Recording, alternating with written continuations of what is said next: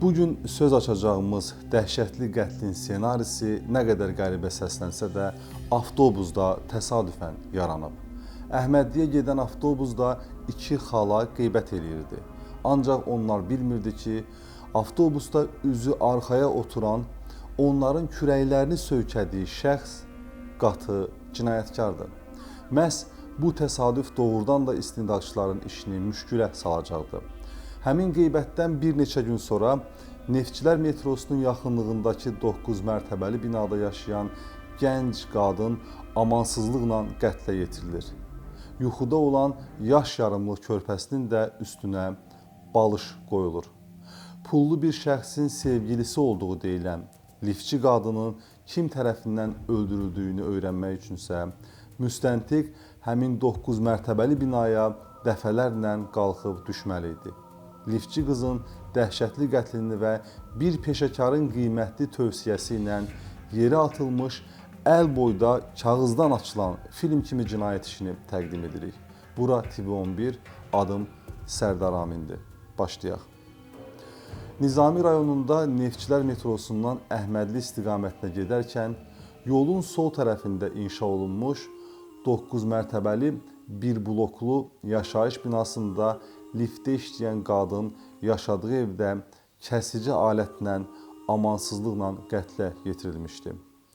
Onun yaş yarımlıq körpə uşağının üstünə balış qoyulmuşdu. Uşaq sağ qalmışdı. Hiss olunurdu ki, qatil uşağı öldürmək istəməmişdi. Əks halda o balışı sadəcə körpənin üstünə qoymaz, onu elə balışla boğardı. Çox güman ki, qatil uşağın ağlayarkən səsinin eşidilməməsi üçün belə eləmişdi. Hadisənin üstündən belə qətl hadisələri üçün çox sayılan bir zaman, 10 gün keçmişdi. Bu sahədən anlayışı az olan şəxslər üçün bəlkə də 10 gün az görünə bilər. Çünki biz cinayətin istintaqının məhkəməyə qədərki dövrünün uzun olduğunu bildiyimiz üçün, gördüyümüz üçün adətən düşünürük ki, bu işin uzun olmasının səbəbi qatilin müəyyən olunmasına sərf olunan zamandır. Əslində isə belə qanlı hadisələrdən sonra qatil adətən isti izlərlə həmən müəyyən olunur. Vaxt alan proses isə qatilin sorğulanması, onun dediklərinin həqiqət olub olmaması, onun daha hansı cinayətlər törətmiş olması ehtimallarını araşdırmaq, eyni zamanda cinayətkarı psixoloji olaraq etirafa məcbur eləmək üçün gözləməkdən ibarətdir. Nizami rayonunda baş vermiş bu qətldən, yəni liftçi qadının öldürülməsindən isə 10 gün keçirdi. Artıq proses negativ bir mənzərə sərgiləməyə başlayacaqdı. Gün keçdikcə qatilin izləri itə, cinayət məkanı saxlamaqda olduğu kodları korşala bilərdi. Bunu nəzərə alan həmin zaman şəhər prokuroru vəzifəsində çalışan Əliş Əliyev bir səhər mavini İkram Kərimova deyir ki, dur gedək Nizami rayon prokurorluğuna, görək bu işin istintaqının vəziyyəti nə yerdədir. Prokuror Kazım Qasımova zəng etmişəm və orada bizi gözləyirlər. Onlar rayon prokurorluğuna gəlirlər. Həmin zaman milis şöbəsinin rəisi olan Ağarıza Babayev də orada olur. Əliş müəllim prokuror və milis şöbəsinin rəisi ilə həmin işi müzakirə etməyə başlayır. Peşəkar müstəntiqlikdən şəhər prokurorunun mavini vəzifəsinə yüksəlmiş, daha sonra ondan da yüksək vəzifələri qalxmış İkram Kərimov isə təbii ki, müstəntiqə yaxınlaşır. Müstəntiq Elxan Pənahovla cinayət işinin materialları ilə tanış olur. Müstəntiq gənc olmasına baxmayaraq, hadisə yerini yaxşı müayinə eləmişdi. Bu da o deməkdir ki, o işin ən önəmli mərhələsinin öhdəsindən gəlmişdi. Qatilin yaxud qatillərin müəyyən olunmasının yubanmasının səbəbi isə başqa idi. Bu barədə verilişimizin əvvəlində qeyd etmişdik. İkram Kərimov hadisə yerinin müayinəsi ilə bağlı sənədlərlə tanış olduqdan sonra görür ki, evin girişində, dəhlizdə bir antresol olub, yəni tavandan asma bir saxlanc yeri. Müayinə zamanı aşkar olunub ki, həmin antresol boşaldılıb və ora yığılan əşyaların müəyyən hissəsi yerə tökülüb. diqqəti cəlb edən Zarya markalı qolbağı üstündə olan qızıl qol saatının pasportu müstəntiq tərəfindən götürülüb. Yəni bir kağız, əşya haqqında məlumat saxlayan bir kağız. Həmin vaxtlar belə saatlar dəbdə idi. Adətən nişan mərasimlərində oğlan evindən qıza hədiyyə olunurdu. Bu aksesuar həmin illər Bakıda və ölkədə ən arzulanan hədiyyələrdən idi. Evin başqa sahələrinə əl vurulmamışdı. Elə bil, hadisəni törədən şəxs evə yalnız həmin saxlanc yerini axtarmaq məqsədi ilə girmişdi. Qadının həmin mənzildə tək yaşaması və şərh olunan mənzərə belə bir təəssürat yaradırdı ki, hadisə tamah məqsədi ilə törədilib. Ola bilsin ki, antresolda nəsə əhəmiyyətli bir şey olub, onu axtarıblar. Təbii ki, öncə qohumlar və qonşular digər vacib şəxslərlə dindirilmə aparılır. Lakin hadisə yeri dəqiq müayinə edilsə də, bu tamah məqsədli cinayəti kimin törədə biləcəyi fərziyyəsi yaranmamışdı. Daha doğrusu yaranan fərziyyələr düzgün çıxmamışdı. Məhz bu yerdə cinayət işinin bir qızıl toxunuşa ehtiyacı vardı və bu toxunuş baş verir. İkram Kərimov maraqlandıqda bəlli olur ki, hələ ki saatın yerə atılan, yəni müstəntiq tərəfindən götürülən pasport ətrafında istintaq hərəkətləri aparılmayıb. İlk baxışdan adi bir əşya barədə məlumat kağızı kimi qiymətləndirilən bu bir parça kağız, sən demə, cinayətin açılmasında açar rolunu oynaya bilərmiş. Bir daha qeyd edək ki, əslində həmin vaxt gənc müstəntiq Elxan Pənahov da bu ilk baxışdan adi görünən kağız parçasının dəlil olma ehtimalını nəzərə alaraq onu götürmüşdü. Lakin hələ ki qanı qurumayan döşəməni, uşaq çığırtısının çəkilmədiyi divarları qoyub bəlkə də saat pasportunun dalınca getməyi önəmli saymamışdı. Təcrübəli prokurorluq kadrı olan İkram Kərimov isə düşünür ki, saatın pasport əsasında şəhərdə olan zərgərlik mağazalarına sorğu göndərilməli, pasportda nömrəsi göstərilən saatın satış üçün mağazalara verilib-verilməməsi aydınlaşdırılmalı idi. Bu istintaq hərəkətləri ilə bərabər əməliyyatçılar fərdi zərgərlərlə də əlaqə saxlamalı, belə saatın şəxsi formada, qaydada onlara təklif olunub-olunmamasını müəyyənləşdirməli idilər. Bir qayda olaraq cinayət axtarışı üzrə əməliyyatçılarda zərgərlər, zərgərlik mağazaları, lambardlar, onların əməkdaşları barədə müfəssəl məlumatlar olur. Hətta əksəriyyəti ilə yaxından əməkdaşlıq da edirlər. Çünki əksər cinayətlər qızıl və qiymətli əşyalar ətrafında baş verirdi. Daha doğrusu, əksər cinayət baş verən yerlərdə qızılı, yazıcı Süleyman Rəhimovun təbirincə desək, bu sarı ilanı görürük. Təbii ki, həmin sarı ilan illərlə yaşayır, dünya yarandıqdan var və həmişə də var olacaq, qalacaq. Heç vaxt çürüməyəcək. Üzərində, uğrunda qətillər, müharibələr olacaq. İnsanlar qırılacaq, kimsə öz adını həmin qazandığı qızılın üzərinə həkk edəcək, daha sonra öləcək, digər biri onu əridib başqa bir əşya düzəldəcək. Beləcə, zamana şahidlik edən bu buz nəfəsli sarı ilanlar evdən evə süründükcə çox qızıl qanlar axacaq.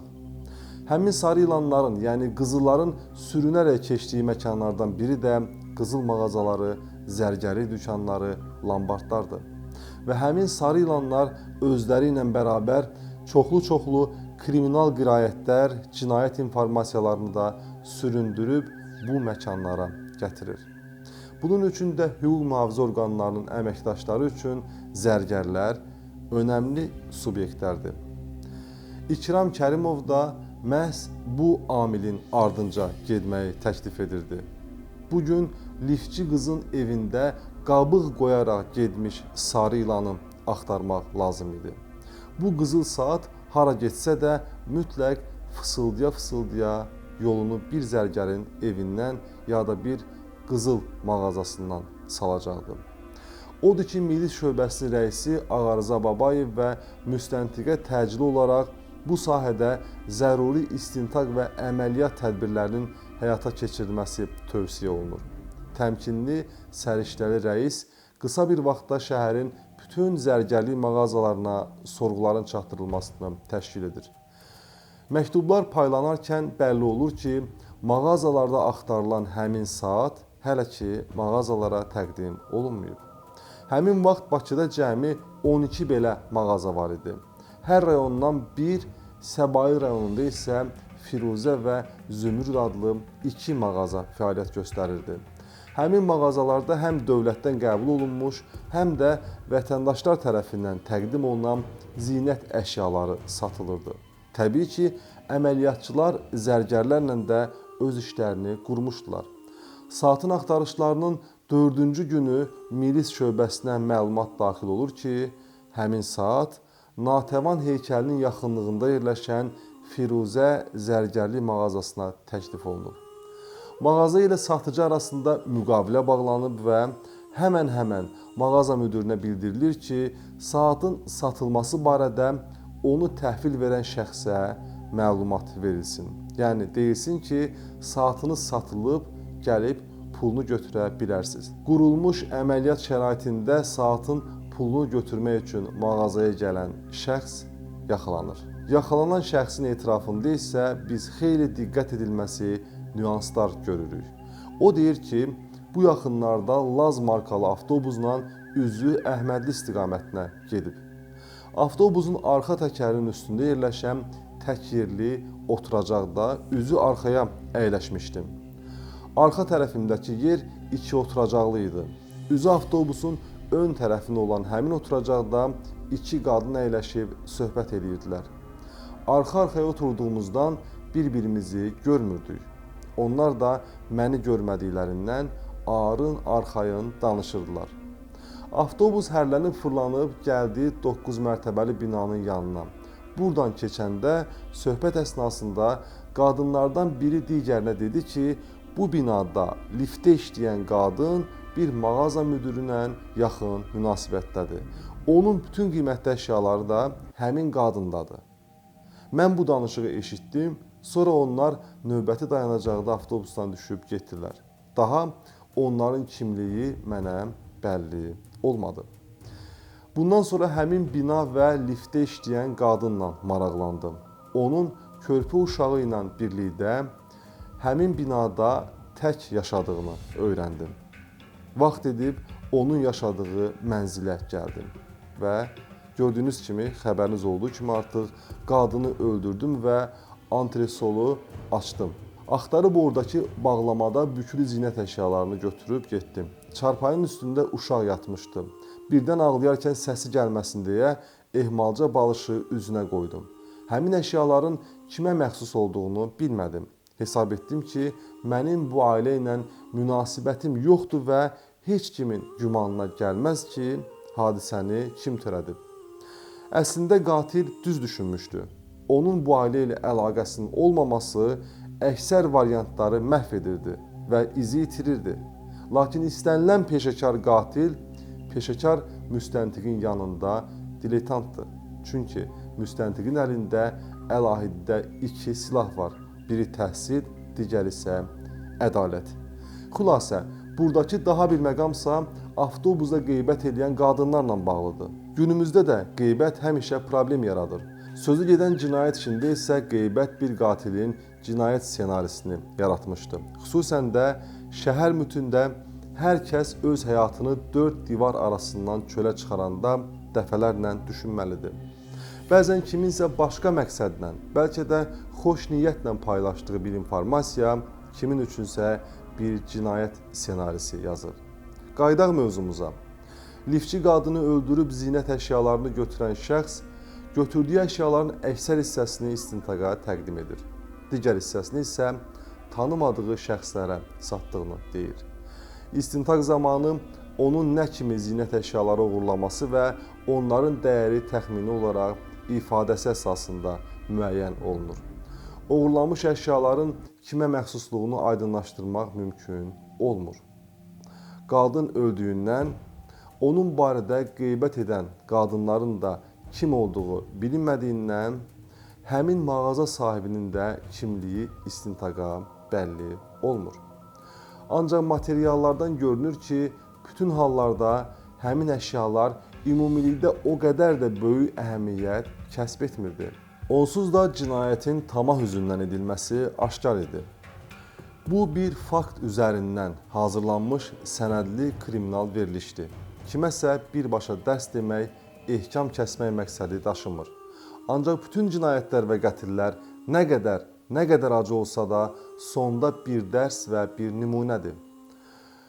Axırda qızıla az əvvəlki bədii obrazı ilə adlandırsaq, sarı ilana qayıdaq. Bu sarı ilan kiminsə boynundan sallanır, kiminsə barmağına dolanır, kiminsə ağzında yaşayır, ancaq sonda heç kəsə qalmır. Biz öləri canlılarıq. Qızıl isə heç vaxt çürümür. O bizim əlimizdən, ağzımızdan çıxıb gedib kiminsə boynuna dolanır. Hamıya ani xoşbəxtlik, bəlkə də mənəm-mənəmlik, təkəbbür qazandıran bu parıltılı metal özü ilə həmişə bəla gəzdirir.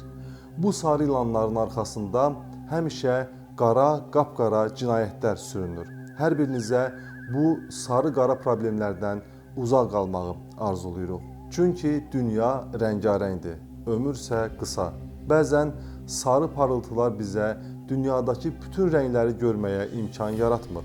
Parıltısı gözümüzü qamaşdırır, digər bütün rəngləri unuduruq. Salamat qalın.